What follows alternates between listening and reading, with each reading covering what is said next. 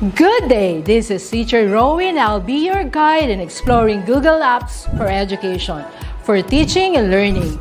In Google for Education, teachers can connect and collaborate easily while staying on task. It gives teachers the freedom to spend more time personalizing the learning experience and less time managing it. Students can learn essential skills such as 21st century problem solving, which they can use it in their future careers.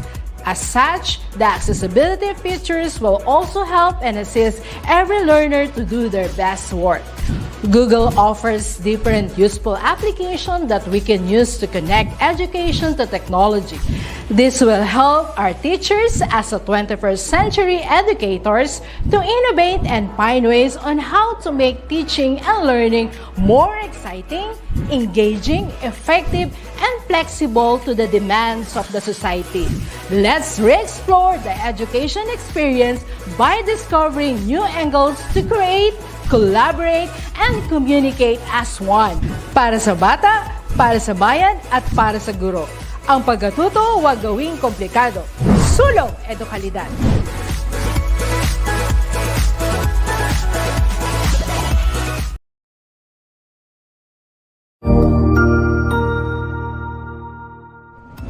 Magandang araw, Sir Wilbur po, at your service. Narito ang ETUlay upang gabayan ka sa inyong pag-aaral upang lubos na maunawaan ang iba't ibang paksa o subject. Ang ETUlay ay isang free online tutorial class na pinangungunahan ng DepEd Educational Technology Unit sa pamumuno ni Undersecretary Elaine Del P. Pascua. Ang programang ito ay hindi lamang para sa mga bata, kundi ito rin ay magsisilbing gabay sa mga magulang at mga guro kung paano nila ituturo o gagabayan sa bawat asignatura ang kanilang mga anak o mga estudyante. Sa kasalukuyan, ang self-learning module mula sa rehiyon ng Calabarzon at kilala sa tawag na pivot ang ginagamit sa ating ETUlay online class. Kaya ano pang hinihintay ninyo? Ihanda na ang inyong mga ballpen o lapis, papel o kwaderno at samahan kaming itulay ang pagkatuto para sa bawat batang Pilipino. Sama-sama tayong magtutulungan para malampasan ang mga hamon sa panahong ito. Halina't matuto kasama ang inyong online tutor sa oras na ito.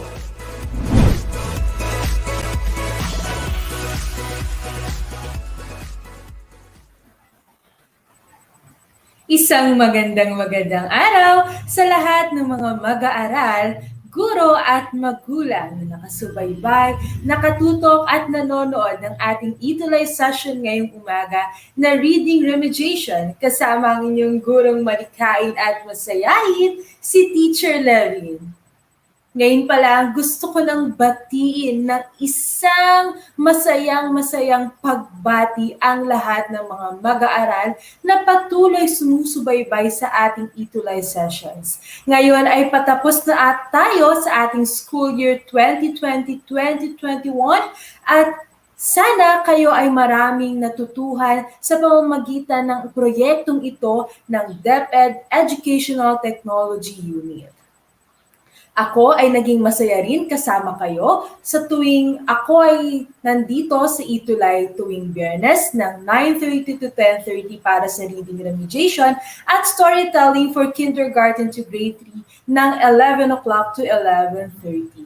Kaya mamaya ipapakita ko sa inyo ang ating mga outstanding duties ng ETUlay Reading Remediation ng buong school year na ito. Pero bago iyon, ipapakita ko muna sa inyo ang ating Superstar Kid of the Week at yun ay walang iba kundi si Kuya Von. Si Kuya Von ay laging nakasubaybay din sa ating ETUlay sessions. Siya rin ay nanonood ng DepEd TV at dahil doon, siya ang ating napiling Superstar Kid of the Week na nakatanggap ng isang munting regalo mula kay Teacher Levin. At saktong-sakto pa dahil kaarawan niya pala o birthday niya pala kung kailan niya natanggap ang regalong ito. Kaya mga bata, bigyan natin si Kuya Von ng 10 palakpak. 1, 2, 3, 4, 5, 6, 7, 8, 9, 10. Pero alam niyo ba mga bata, para kay Teacher Levin, kayong lahat ay mga superstar kids dahil sigurado ko na bukod sa ating ETUlay sessions ay kayo rin ay nanonood ng DepEd TV at bukod doon, laging nakikinig sa inyong guro at magulang para kayo ay maraming matutuwang mga aralin. O, mga bata, gisingin muna natin ang ating mga katawan. Sabayan muna natin ay isang awit na pinamagatang Masayang Simula. Sabay-sabay tayo ha!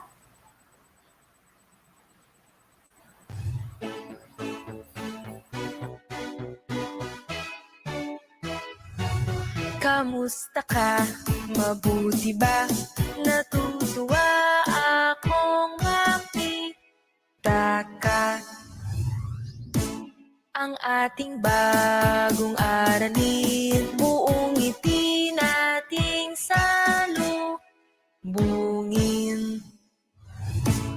Ipalakpak ang kamay, ipadyak ang mga paa, iunat ang iyong leeg, ikemot ang bewang, tumalon pa kaliwa, tumalon pa kanan, ipalakpak muli ang iyong kamay.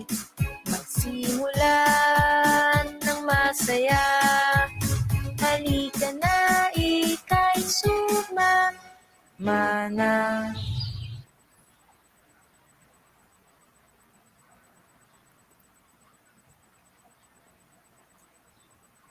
Sigurado akong kayo ay talagang nakasabay doon sa ating awit na pinamagatang Masayang Simula. O, nabuhay na ba ang inyong mga dugo? Mamaya, ipapakita ko pa sa inyo ang ating mga outstanding duties para sa buong taong panuruan na ito o sa buong school year 2020-2021. Diba? Napakaraming bata na talagang nagpakita ng husay sa buong taon na ito. Diba? At ilan na rin dito ang mga batang ito na sina Kuya Gallagher, Kuya Ralph, sina Kuya Isaac at sina Ate Hailey. Ganon din sina Kuya Kyle at Ate Tata, pati na rin si Kuya Gabriel, si Kuya Raven at si Ate Margel, pati na rin si Kuya Jersey. Ayan, di ba? At dahil sa kanilang kagalingan na nga, ay sila ay napili din maging Superstar Kids of the Week noong mga nakaraang araw. O, babatiin ko muna ang ilan sa mga nanonood at patuloy na sumusubaybay sa ating ETUlay session ngayong umaga na Reading Remediation kasama ang inyong gurong malikhain at masayahin, si Teacher Levin. Isang magandang umaga kay Jersey, ganon din naman kay Isaiah. Good morning din kay Ma'am Cecil Adaya. Ganon din naman sa mga batang sina Denise at si Daisy Jewel. Good morning din kay Pia, ganun din kay Liza at kay Gallagher. Maraming salamat din sa mga palakpak na ibinigay ng inyong mga ETUlay classmates dito para sa ating napiling Superstar Kid of the Week sa araw na ito o sa linggong ito.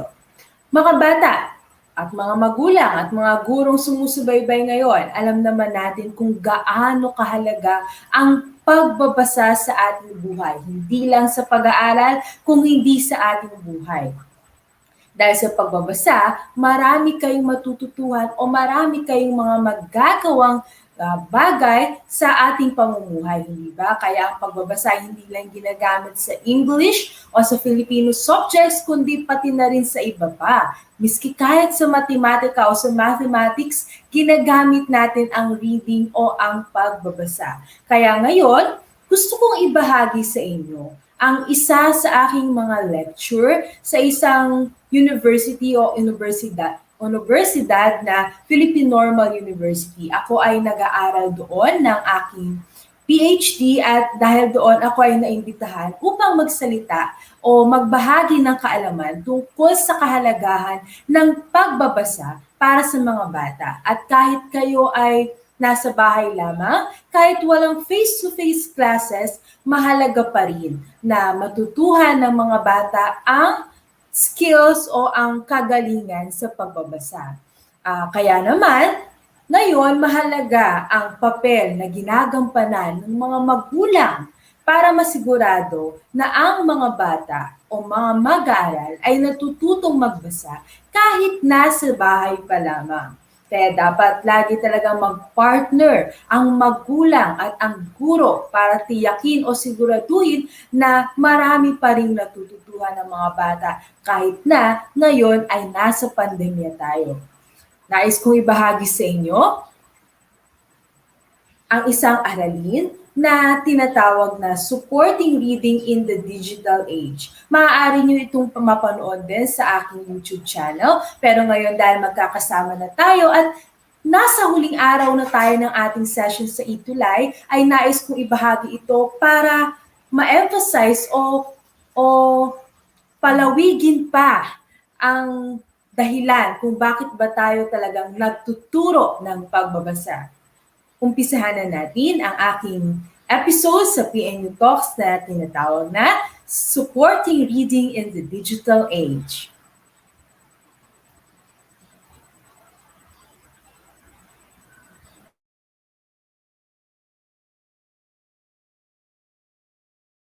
Welcome to another episode of an online series initiated by the National Center for Teacher Education, no other than the Philippine Normal University. This is PNU Talks. I am Levin, and I am your learning from home buddy in this episode. Today, I will share with you some tips on how to support reading in the digital age.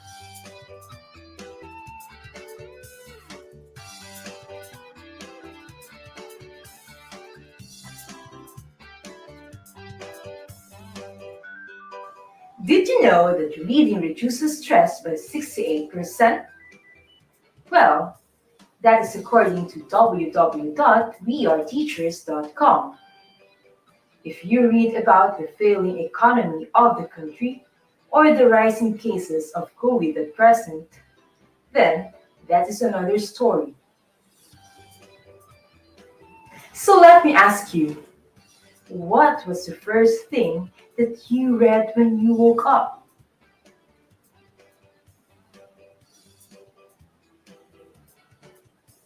Reading is a hobby that not everyone loves, but everyone needs. Reading obviously provides people with numerous gains. To sum it all, reading enriches the power of the gray matter inside our skulls, we commonly call brain. Today, readers are engaging into different texts and stories through ways we did not imagine before. Turning the pages of a book now became swiping the screen of a tablet or smartphone.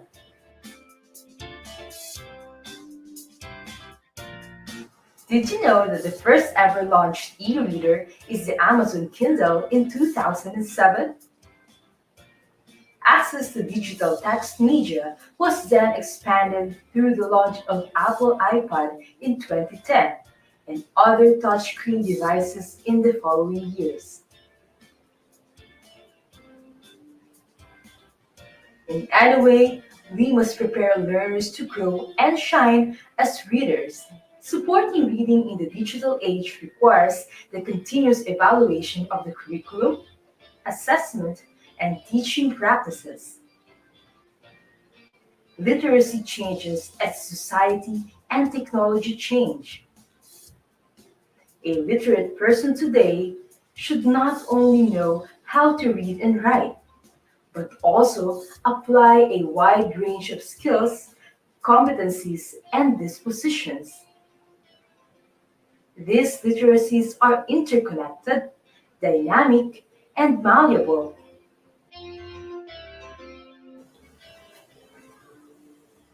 Advancements in digital technologies have many potentials to be used as instructional tools for literacy.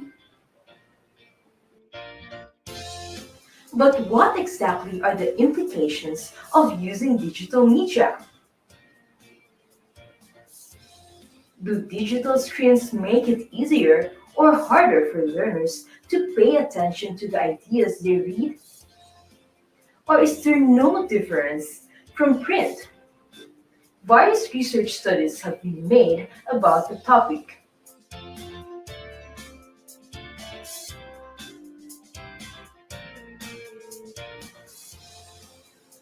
Baron, Calixe, and Habiwala in 2017 concluded that there is no essential difference between reading in the two scenarios.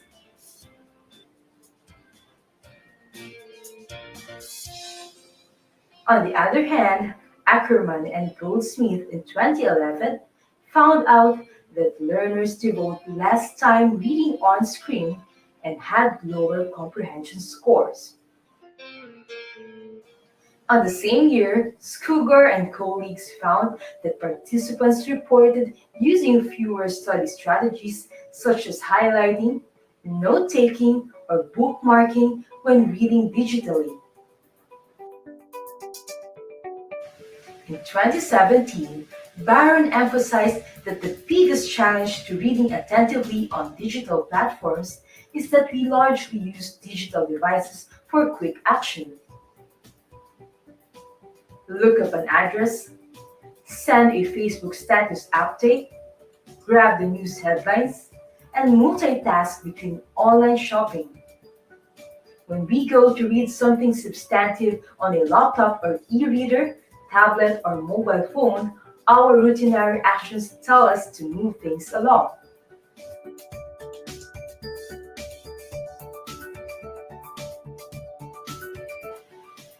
Computer-driven devices enable us to expand our scope of educational and recreational experience.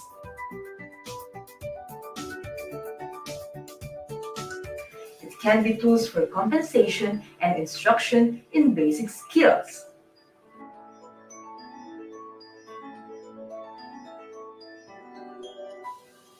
Since it allows changing font size on screen, using text-to-speech features to provide dual input of text, or using the internet to collaborate on learning activities, digital reading brings more convenience to those with visual impairments or language-based difficulties.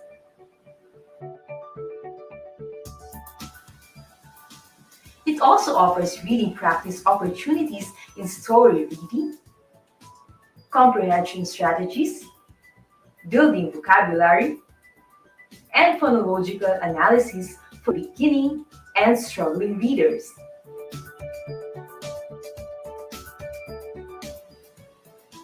Computer-driven devices could also serve as tools to support strategic readers. This includes the digital delivery of graphic organizers and other innovative technology. Some of these are applications that support the development of advanced reading skills. Likewise, it could also function as tools to build knowledge and support reading to learn. Digital text allows more flexibility regarding content selection and layout of the text, as well as means to modify content based on the particular needs of students and local communities. Manipulable embedded graphics can also help improve text comprehension. Technology is not the ultimate secret of solving numerous literacy problems, but it could also be part of the solution. Learning is a lifelong process. So is reading.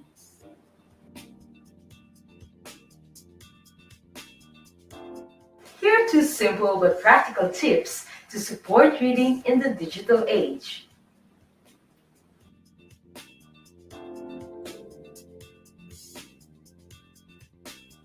First, know the learner's interests and give them lots of resources to read. Create a virtual library. This will help them explore high-quality reading materials of their choice. With the help of gadgets, learners may be able to access a wider variety of books that align with their interest.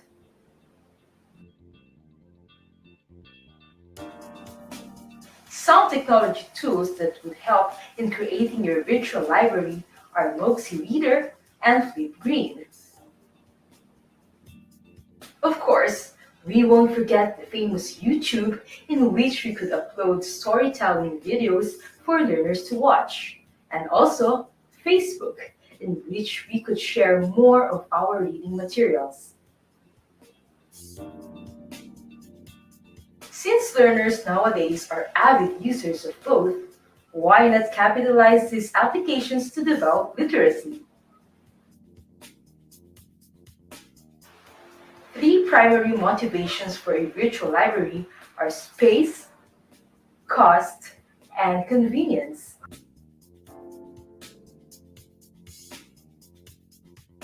The benefits we get from digital media are extraordinary, but a balance between video, audio, and textual materials must be ensured.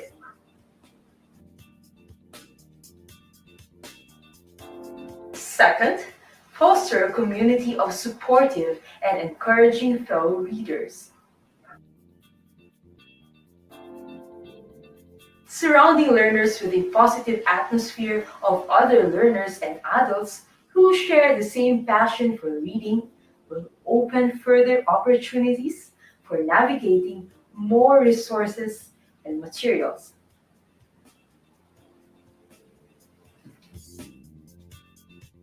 The National Council of Teachers of English further reminds that to support learners in the digital age, they must be given the chances to, first, participate effectively and critically in a networked world. This involves the utilization of the Internet as one of the primary resources of reading materials.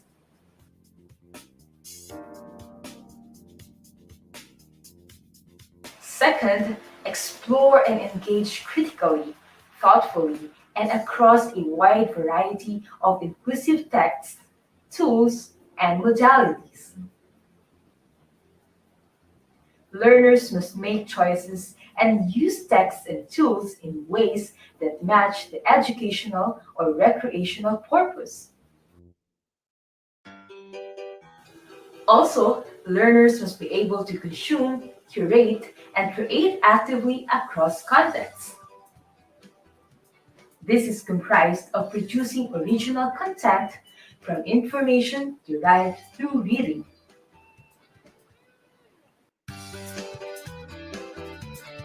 Fourth, advocate for equitable access to and accessibility of texts, tools, and information.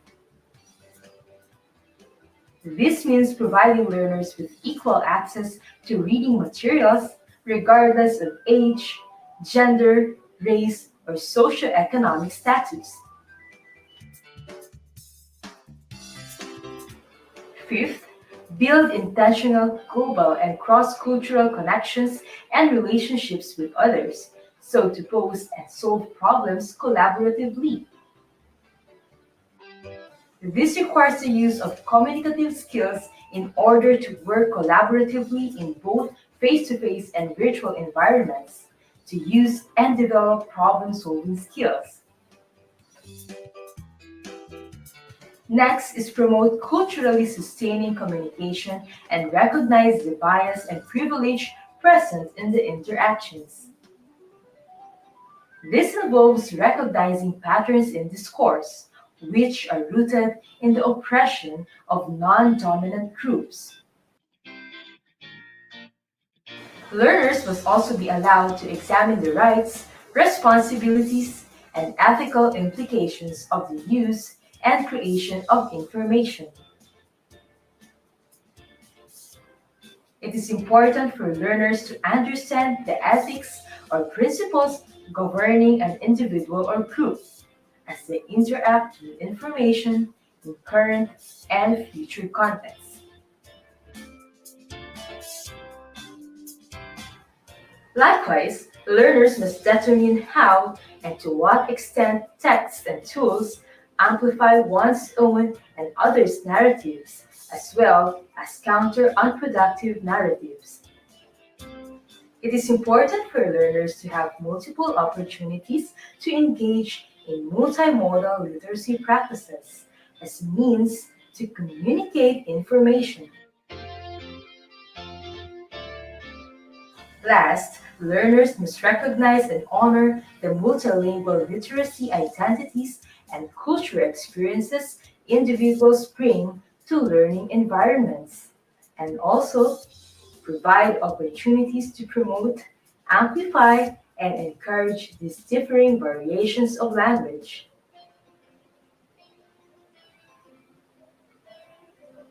As learners utilize and enculturate in current and future digital contexts, they need opportunities to promote, amplify, and encourage differing forms of language.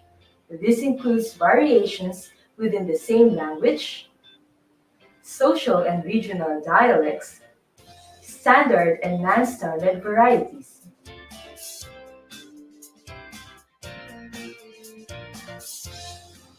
Maximizing the potential benefits of reading in the digital age also poses challenges.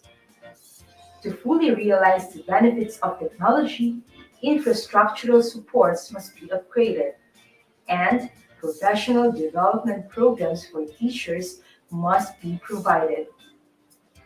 Even in the digital age, it is still important to grant learners time for reading. Technology may be easily integrated in education. How literacy education can meet the demands of today's information society is what must be focused on. Using digital media may be used to deliver rich and meaningful content, but it may not support learning unless carefully and precisely employed. If you want to read more about the topics presented today, be sure to check out these references.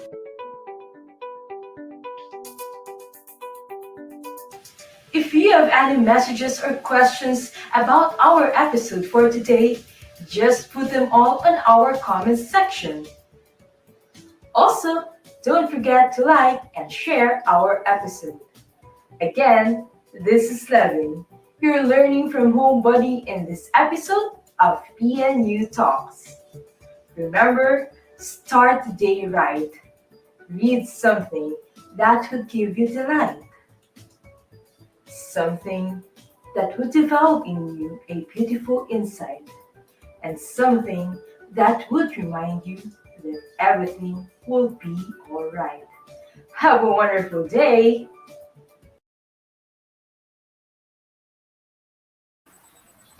Okay, mga bata, mga magulang at mga kaguruan, ang ating narinig ay mga konting tips kung paano nga ba natin masusuportahan ang pagbabasa ngayong panahon kung saan lagi tayong gumagamit ng teknolohiya, di ba? Mga magulang dyan na nanonood at mga guro, di ba? Minsan pinipigilan pa natin ang ating mga bata at mga anak na gumamit ng mga cellphone at manood ng TV palagi. Pero bakit hindi kaya gamitin natin ang mga teknolohiyang ito, kagaya ng cellphone at ng TV, para maitulay ang pagkatuto, para makapagbigay ng mas maraming kaalaman sa mga bata.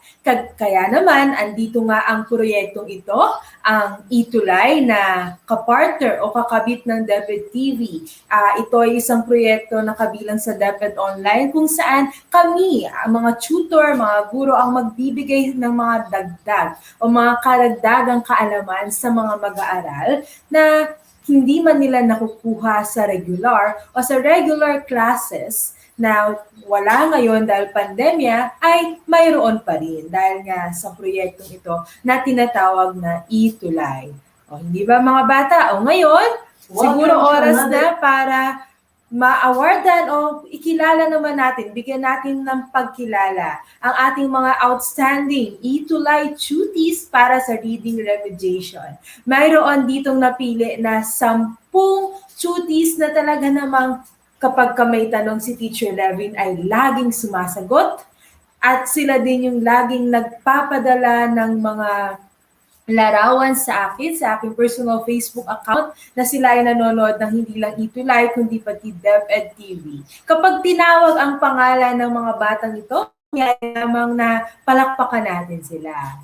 Okay, mga bata, congratulations in advance sa mga batang ito.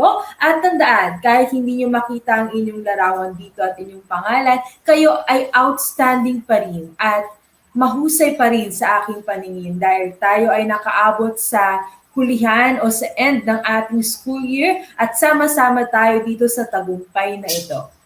Congratulations unang-una kay Gallagher Aguila mula sa San Juan, Batangas. Siya rin, kung maaalala nyo, ay napili din bilang isang Superstar Kid of the Week. Yan.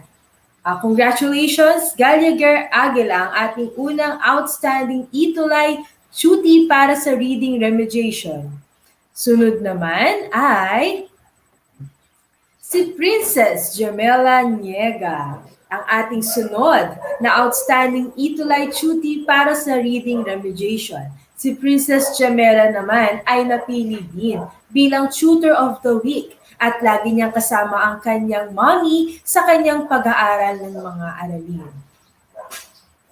Sunod naman na ating outstanding ETUlay tutor ay si Jersey Genesis Fernandez Sandi na napili din bilang isang Superstar Kid of the Week noong nakaraan. Si Jersey ay lagi ding sumasagot sa mga tanong ni Teacher Levin at nilalagay niya ang mga sagot niya dito sa comment section. Bukod doon, lagi din siya nagpapadala ng kanyang larawan na nanonood siya ng ETUlay.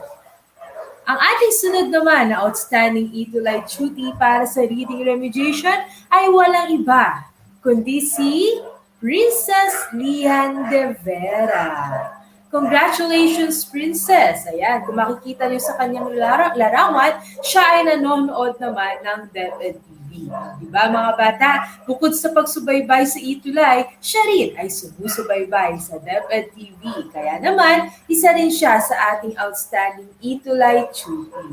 Hindi ba? Mayroon pa tayong mga natitirang outstanding ETUlay tutors para sa reading remediation. Bago nating basahin o ipakilalang iba pa, bigyan muna natin ng ating mga unang pinakilala o ni-recognize na outstanding ETUlay tutors ng 10 palakpak. Sabay-sabay tayo. 1, 2, 3, 4, 5, 6, 7, 8, 10. Mahusay mga bata. Isa pa nga, dahil talagang deserving sila o talagang nararapat silang magkaroon ng 10 palakpak. Bigyan natin muli sila. Sabay-sabay mga bata. 1, 2, 3, 4, 5,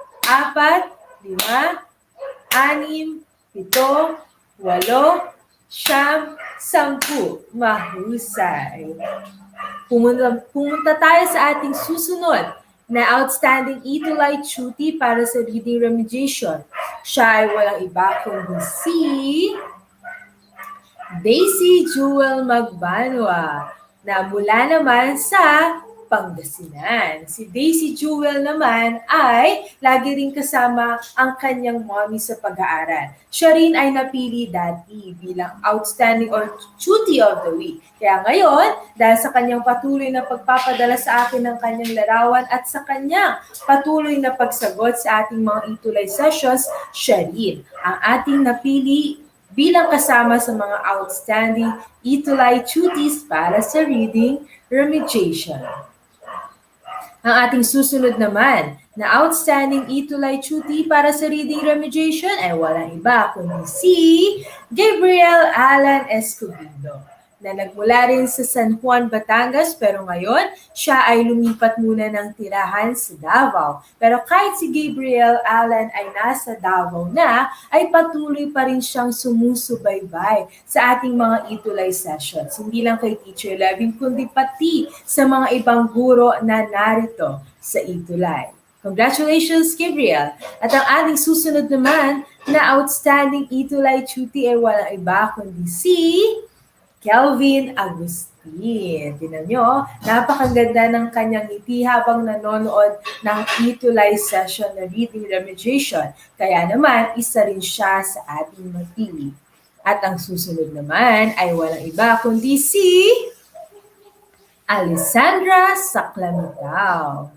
Yang si Alessandra ay lagi ring nanonood, kagaya ng mga ibang batang napili. At bukod doon, alam niyo ba, ang mga binibigay na sagot ni Alessandra Saklamitaw para sa mga aking katanungan ay talaga namang kumukulot sa aking puso. Kumbaga, talagang parang lubos niyang naiintindihan ang aking mga tanong, lalong-lalo na sa aking mga kwento sa storytelling for kindergarten to grade 3. Kaya congratulations, Alessandra! Congratulations din naman kay Erin Miranda. Yan, lagi niya rin kasama ang kanyang kapatid habang nanonood. O, hindi ba? Hindi lang siya ang natututo, kundi pati ang kanyang nakababatang kapatid. Gusto niyang ibahagi ang pagkatuto para mas marami sa kanila ang may alam. Congratulations!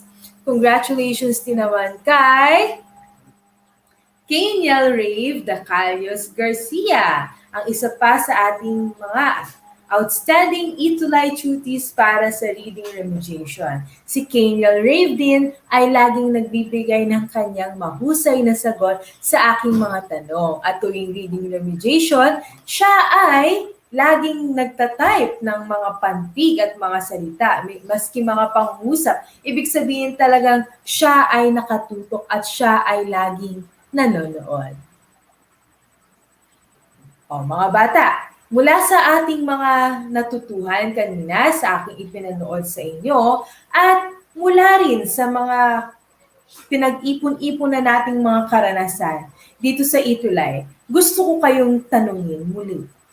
Ano ba ang kahalagahan ng pagbabasa? O kayo mga bata, sa tingin nyo, bakit nyo ba kailangan matutong magbasa? Kanina ay ipinakita ko sa inyo ang ating mga outstanding ETUlay tuties. Ibig sabihin sila yung higit na nagbibigay ng kanilang partisipasyon sa ating programa. Pero syempre lahat kayo ay kinikilala ni Teacher Levin bilang mga mahusay na mag-aaral dito sa ETUlay. Pero gusto ko sana na may tatak sa inyong isip na mahalaga talaga ang pagbabasa.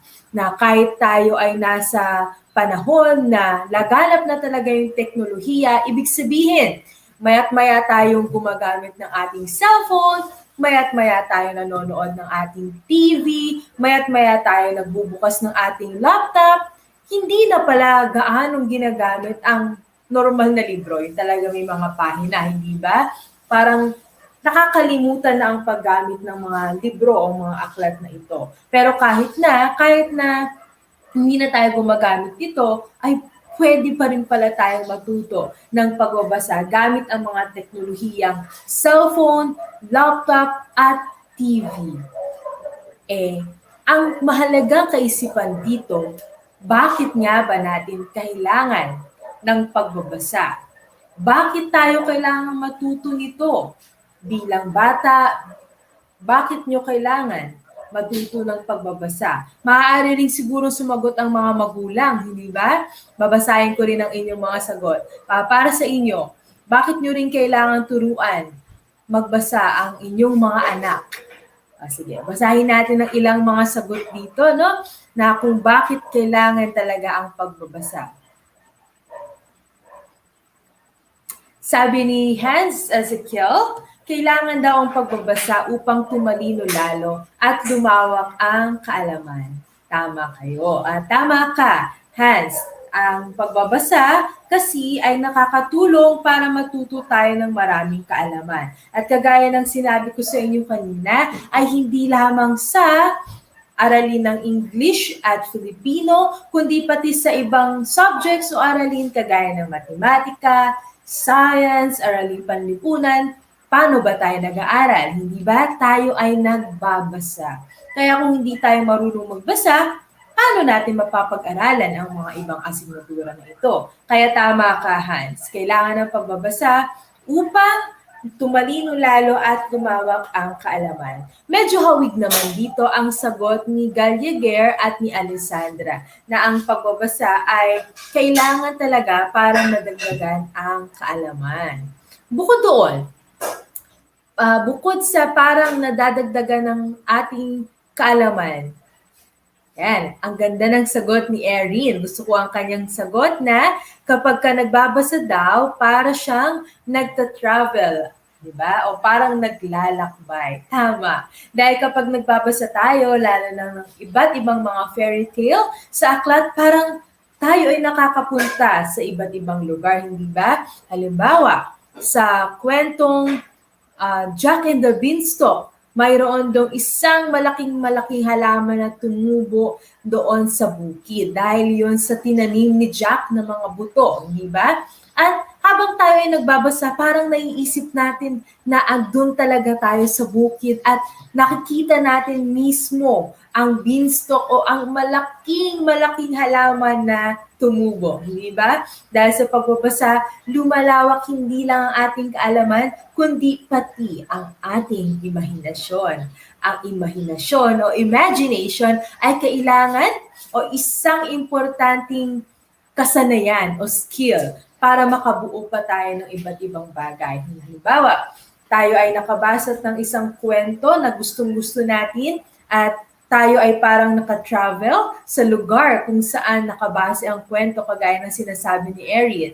Dahil lumawak ang ating imahinasyon ay minsan nakakapag-drawing tayo o naiguguhit natin yung ating natuklasan o natutuhan doon sa ating nabasa. So kaya gustong-gusto ko ang sagot ni Erin na bukod sa mga kaalaman na maaari nating matutuhan ay maaari din kayong mag-enjoy sa pagbabasa dahil para kayong nagta-travel. Diba? Ang sagot naman ni Daisy dito, ang pagbabasa ay makakatulong para makamit ang mga pangarap. Tama. Dahil sa pagbabasa, maraming ang kaalaman na matututuhan at kung sa inyong paglaki, gusto nyo bang maging guro, doktor, nurse, o kahit na anong propesyon na gusto nyo para makamit ito, syempre kailangan yung mag-aral ng mabuti. At sa pag-aaral ng mabuti, laging kakabit niyan o kapartner ang pagbabasa. Kaya tama ang iyong sagot, Daisy. Ang sagot naman ni Jersey ay bukod nga daw sa pagkakaroon ng maraming kaalaman ay makakadiscover pa o makakatuklas ng mga bagong experience. Yan ang sagot ni Jersey. Tama ang iyong sagot at yan din ang isang benepisyo na makukuha sa basa. Ang sagot naman dito ni basahin natin ang sagot ni Heavenly Heart. Ang sabi niya naman ay kailangan matuto ng pagbabasa para hindi maloko ng ibang tao. Tama.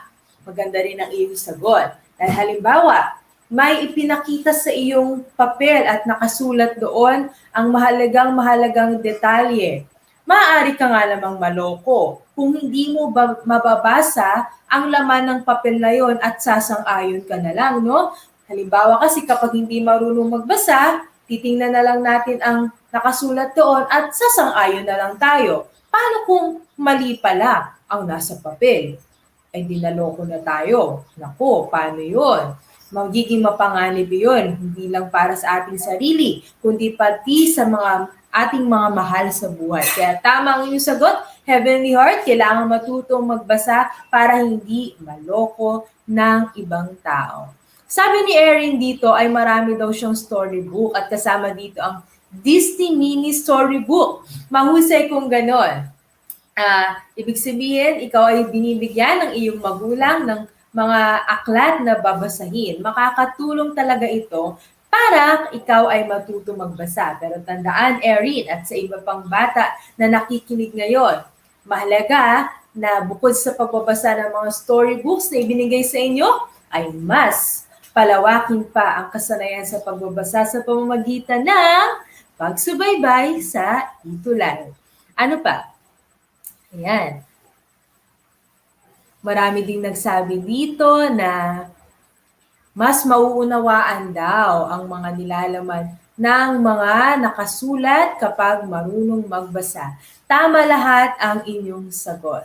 Kaya sana kayo ay may natutuhan sa ating mga ETUlay sessions sa taong panuruan o school year 2020-2021 kasama ang inyong gurong malikhain at masayahin si Teacher Levin tuwing Biyernes. Pero hindi lang ako ang inyong ETUlay tutor. Sana ay kayo ay tumutok din sa iba pang ETUlay tutors at kayo rin ay maraming natutuhan sa kanila dahil hatid namin sa inyo ang maraming kaalaman.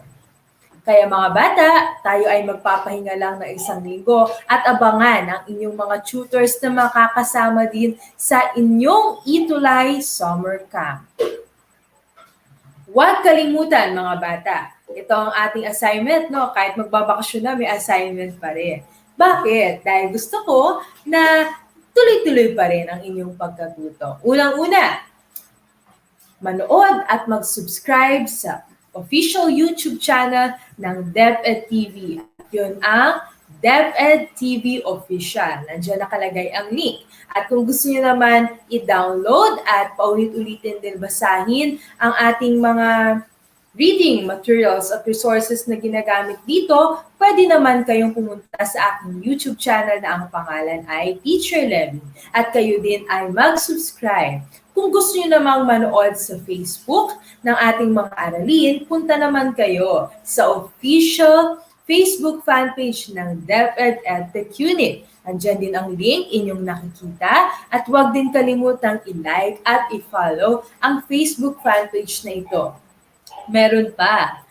Bilang karagdagan, kayo din ay tumutok sa DepEd TV sa inyong telebisyon na mapapanood nyo sa IBC 13, Signal Channel 149 or 149, Satellite Channel 189 o 189, GMA Afford the Box Channel 7, at BMTV Channel 31 or 31 or 72 sa Sky Cable. Gamit ang YouTube, Facebook at ang inyong telebisyon ay marami pala kayong matututuhan. Diba? At ang ETUlay ay syempre laging narito nakasuporta. Huwag niyo pa rin kalilimutan na magpadala sa akin ng inyong larawan habang nanonood ng ating huling session ngayon na ETUlay sa ating Recognition Day kung saan pinangaralan natin ang ating 10 outstanding duties at bukod doon, pinakita din ang ating Superstar Kid of the Week. Natutuhan din natin ngayon sa ating huling araw kung bakit nga ba mahalaga ang pagbabasa. Kung maaalala nyo sa inyong pinanood, ang sabi doon, mahalaga na kailangan magka-partner ang guro at magulang sa pagsisigurado na ang mga bata ay talagang matuto sa pagbabasa. Maraming paraan. Bukod sa mga libro na maaari niyong hawakan ng pisikal, mga storybooks, hindi ba? Minsan ang problema, ang mga storybooks na ito ay may kamahalan, hindi ba? Kaya huwag kayong mag-alala dahil gamit ang teknolohiya ay mas marami pa kayong makikita, mapapanood at mababasa na mga reading resources o reading materials. Kaya huwag kayong mag-alala, mga magulang at mga guro. Huwag kayong matatakot kung laging nakatutok ang inyong mga anak o ang mga bata, ang mga mag-aaral sa kanilang gadgets. Bagkus, imbis na tumutok tayo sa negatibong epekto nito sa pagkatuto ay i-divert natin o ilipat natin ang ating tuon o ang ating focus doon sa kung paano natin magagamit ang mga gadgets na ito, ang mga teknolohiya na ito, kung paano mas mapapayaman ang pag-aaral at pagkatuto ng mga bata. Kaya muli, ito si Teacher Levin, ang inyong gurong malikhain at masayahin. Mula sa aking puso, ako ay nagpapasalamat sa inyo sa pagsubaybay sa aking ETUlay sessions tuwing Biyernes 9:30 to 10:30. Isang malaking pasasalamat sa inyo. Isang malaking bagay na linggo-linggo ay nandyan kayo nakatutok, nagla-like, nagko-comment at nag-share sa aking episodes. Ito ay isang munting handog ko lamang sa inyo para lalong mapalawig o lalong mapalawak ang inyong pagkatuto bukod sa mga modules na ibinibigay sa inyo sa paaralan. Di ba mga bata? Kaya muli isang malaking pasasalamat sa inyo at nawa marami kayong matutuhan. Wala man ako sa ating ETUlay Summer Camp, huwag kayong mag-alala dahil sa susunod na school year ay magsasama-sama muli tayo. At sa susunod na school year ay mas marami pa tayong aralin na pag-aaralan tungkol sa pagbabasa. At gusto ko rin ang nakikita ko sa inyo na dito sa comment section, bukod sa kayo ay natututong magbasa, kayo rin ay nakakakilala ng mga bagong kaibigan. Kahit na kayo ay nandito nakatira sa medyo timog na parte ng Luzon, kayo ay nakakapag-hello at nakakapagpakilala sa mga kaibigan at sa mga manonood na mula sa hilagang parte ng Luzon, hindi ba? Kagaya ni Daisy Jewel, galing siya sa Pangasinan, pero nakakakilala siya ng mga kaibigan kagaya ni Jersey na mula dito sa Batangas, hindi ba mga bata? Kaya kahit na tayo ay nasa pandemya ngayon, kahit na mahirap, maaaring tayo ay nalulungkot dahil hindi tayo nakakalabas, maaaring limitado lamang ang ating napupuntahan, huwag kayong mag-alala. Dahil hindi limitado ang ating pagkatuto, dahil narito kami para sa inyo. Ang ETUlay ay narito para itulay ang inyong pagkatuto. Maraming makakasama ko ulit kayo para naman sa ating session na Storytelling for Kindergarten to Grade 3, kung saan tayo ay makakapanood ng 3 kwentista, 1 guro at 2 bata na nagpadala sa akin ng kanilang mga video habang sila ay nagsustorytelling. O hindi ba mga bata? Napakahusay talaga nila. Ang 1 guro na ito mula sa Laguna at 2 bata galing sa Batangas. Sino kaya ang mga batang iyon? Sino kaya? Ano kaya sa tingin nyo? Sino kaya ang mga batang ito at 1 guro? Ang mga video na ito ay pinadala nila sa akin habang sila ay nagkikwento ng kanilang paboritong aklat. At dahil sa kanilang husay sa pagbabasa, sila ang aking mga napili bilang outstanding tuties para sa storytelling for kindergarten to grade 3. At sila ay makikilala nyo mamaya. Huwag kayong mag-alala mga bata. Pwede pa rin kayo magpadala sa akin ng inyong mga video habang kayo ay nagsustorytelling ng inyong paboritong aklat. At huwag kayong mag-alala dahil maaari ko rin kayong ma-feature sa aking reading campaign na ang tawag ay Tell a Tale. Di ba? Okay mga bata, magkita tayo ulit mamaya ha? Aabangan nyo ang ating 3 outstanding storytellers sa ating Storytelling for Kindergarten to Grade 3.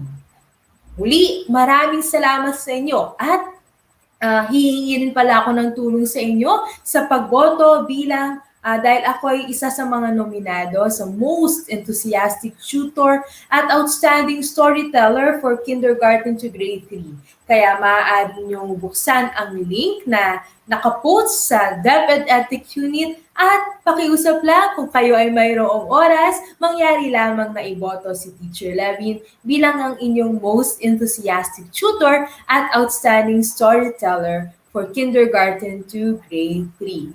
Shout out kay DJ Santiago na sabi niya atabs ko daw siya o bata ko daw siya. Ayan, si Teacher DJ ay isa ring si Teacher DJ ay isa ring ETUlay tutor na mapapanood niyo naman para sa high school na ang tinuturo niya naman ay kung paano makipag-usap o kung paano gumawa ng komunikasyon sa language o sa wikang Ingles. Siya din ay isang ETUlay tutor. Pwede nyo rin siyang iboto sa kategorya kung saan siya nominado. Muli maraming salamat mga bata at magkita tayo ulit mamaya. Paalam!